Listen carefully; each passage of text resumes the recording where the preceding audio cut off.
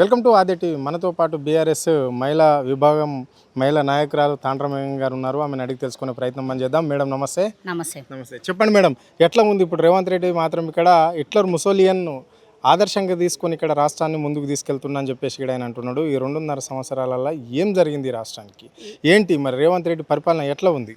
రేవంత్ రెడ్డి పరిపాలన ఎట్లుంది యావత్ తెలంగాణ ప్రజలు చూస్తున్నారు. హిట్లర్ని ఆదర్శంగా తీసుకున్నాడు ఒక హిట్లరు అని అంటే ఆయన ఏ స్థాయికి దిగజారిండు, ఏ స్థాయిలో తెలంగాణ రాష్ట్రాన్ని మొత్తము హిట్లర్ లాగా అంటే మొత్తం సర్వనాశనం చేసి ఆయన మూట ఢిల్లీకి తీసుకొని పోయి అక్కడ సెట్ అయ్యేదామన్న ఒక ఆలోచనతో ఉంటుంది. ఎందుకంటే ఒక హిట్లర్ని ఆదర్శంగా తీసుకుని ఒక గాంధీని తీసుకుంటారు, ఒక మంచి నాయకుని అబ్దుల్ కలాంని తీసుకుంటారు, ఇటువంటి వాళ్ళని ఆదర్శంగా తీసుకుంటారు. కానీ ఒక హిట్లర్ని ఆదర్శంగా తీసుకున్నాడంటే వాళ్ళ పార్టీలని వాళ్ళ నాయకులు మన ఎవరు మహేష్ గౌడ్ గారు ఆయనని ఒక ఇంటర్వ్యూలో అడుగుతుంటే హిట్లర్ని ఇట్లా ఆదర్శంగా తీసుకున్నారంటే ఆయన ఏమంటున్నాడు అది మాకు తెలియదు, ఆయన ఓన్ ఒపీనియన్ అంటే వ్యతిరేకిస్తున్నారు. వాళ్ళ పార్టీ నాయకులే వాళ్ళ పార్టీ క్యాబినెట్లో ఉన్న మినిస్టర్లు కూడా వ్యతిరేకిస్తున్నారు. ఎందుకు వ్యతిరేకిస్తున్నారంటే హిట్లర్ ఏందో చిన్న పిల్లగాన్ని అడిగినా తెలుస్తాడు, ఆయన మనస్తత్వం ఏంది, ఆయన ఎంతమందిని చంపిండో అనేది తెలుసు.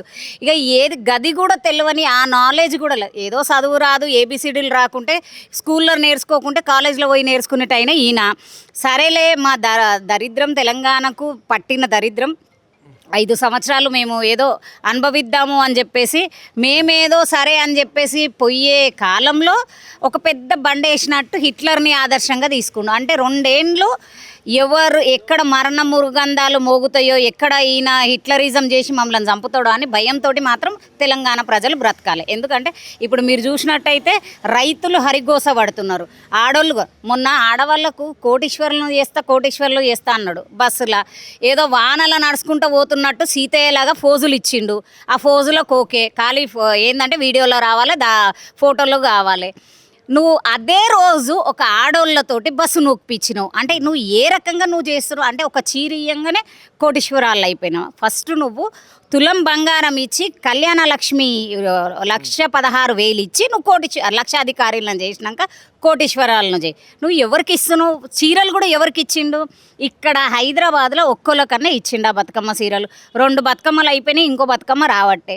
అంటే ఈయన ఏందంటే హిట్లరిజం ఏందో చూపిస్తున్నాడు. హైడ్రాని హిట్లర్ ఇన్స్పిరేషన్గా తీసుకొని హైడ్రా ద్వారా అన్ని ఇల్లులు గూలుస్తున్నాడంటే ఈడనే అర్థమైపోవాలి. ఎందుకంటే పేద ప్రజలని అందులో పేద ప్రజలు మంచిగా ఉండడం ఆయనకు నచ్చదు కాబట్టి. ఇంకోటి ఇక్కడ హైదరాబాదులో ఏ ఒక్క సీటు ఆయనకు రాలేదు కాబట్టి కేసీఆర్ గారికే వచ్చింది కాబట్టి ఆ హిట్లరిజం ఇక్కడ చూపిస్తుండు. ఈ హిట్లర్ని మేము తరమాలే, ఈ హిట్లర్ని తరిమే రోజు వస్తుంది. ఖచ్చితంగా తెలంగాణ ప్రజలు బుద్ధి చెప్తారు. అంటే రైట్. మరి మహిళలను 1,000,000 మంది మహిళలను కోటేశ్వరాలను చేస్తానన్నాడు కదా. వడ్డీ లేని రుణాలు కూడా మహిళలకు ఇవ్వడం అనేది జరుగుతుంది కదా ఈ రాష్ట్ర సర్కార్.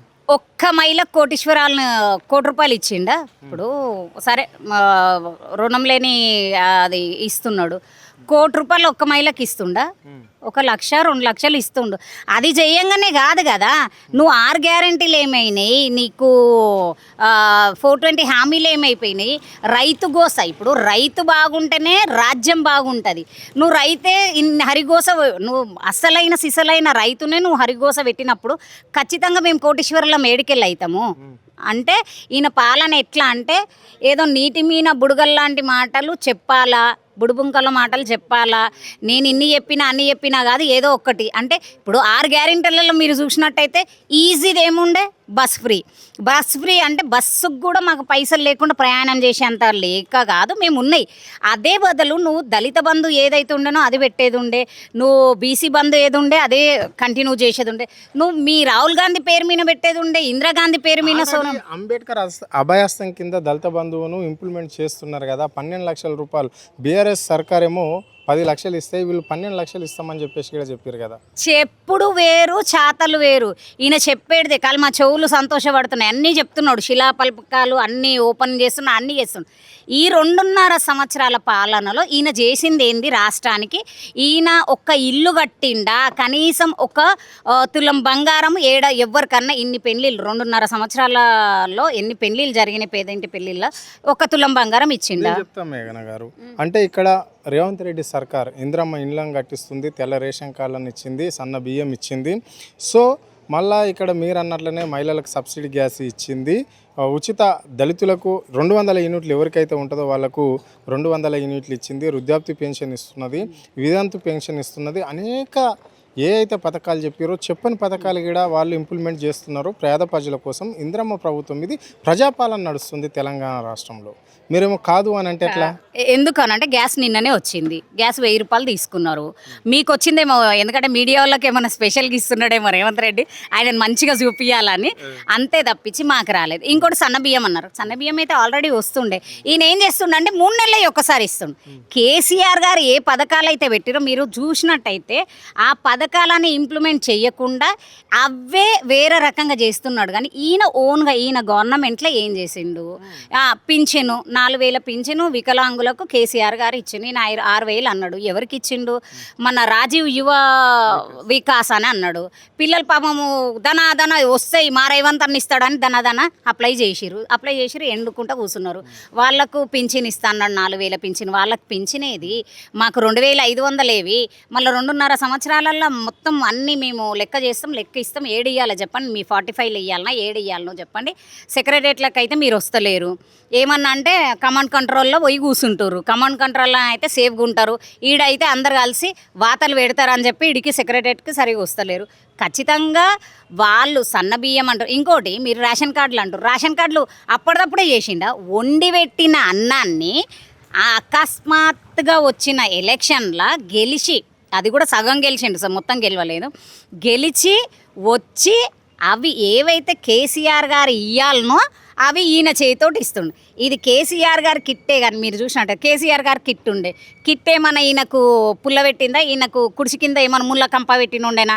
కేసీఆర్ కిట్టు ఏమన్నా తప్పు ఉండేనా? అందులో కేసీఆర్ గారి ఇంటికి కాదు కదా, పేద ప్రజలకు కదా, ఒక గర్భిణీ స్త్రీలకు. అటువంటిది కూడా కళ్ళు ఓర్వకుండా హిట్లర్ లాగా తీసేసినోడివి నువ్వు.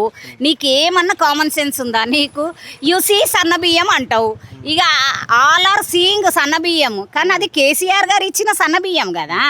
ఏంటంటే దాన్ని 3 నెలలకు ముందు ఇస్తున్నావు నువ్వు, అంతే తప్పించి అదే 4 కిలోలు.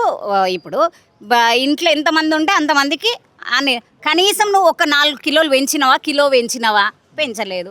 అంటే నువ్వు కేసీఆర్ గారివి ఇచ్చినవే, కానీ కేసీఆర్ గారి పేరు ఏడేడుందో అది మాత్రం నువ్వు అది చేసి నువ్వు డిఫరెంట్ చేసి నువ్వు చేస్తున్నావు, అంతే తప్పించి నీ ఓన్గా నీ తెలివిగా నీకు నాలెడ్జ్ లేదని తెలుసు. హిట్లర్ అన్నప్పుడే అర్థమైపోయింది నువ్వు ఎంత దుర్మార్గుడు అని.